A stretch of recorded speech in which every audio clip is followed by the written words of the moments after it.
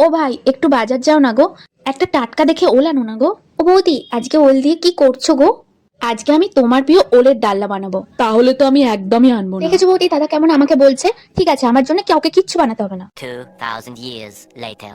এ নাও তোমার টাটকা ওল। দাও দাও, তাড়াতাড়ি দাও। ওলটা কিন্তু খুব ভালো এনেছো। তাহলে চলো শুরু করা যাক রান্না। প্রথমেই আমি এখানে ওলটাকে ভালো করে খোলা ছাড়িয়ে নেব। খোলা ছাড়ানো হয়ে গেলে ভালো করে পিস পিস করে কেটে নেব। এখানে পিস তো তোমার মনের মতো হবে না, তোমরা জানোই। যাই হোক, ভালো করে ধুয়ে এবারে আমি এটাকে সেদ্ধ হতে বসিয়ে দেব। সেদ্ধ হয়ে গেলে তারপরে এখানে আদা আর টমেটোকে মিক্সিতে পেস্ট করে নেব। এবারে আমি তেলের মধ্যে ভালো করে ভেজে নিয়ে ওল আর আলুটাকে এখানে মশলা কষিয়ে এর মধ্যে দিয়ে দেব। ওদিকে আবার তাড়া দিচ্ছে। ও বৌদি, আর কতদূর? তাড়াতাড়ি রান্না করো, আমি কিন্তু চান করতে চললুম। আরে আমার তো রান্না হয়ে গেছে, তুমি তাড়াতাড়ি চান করে আসো, তাহলেই হয়ে যাবে।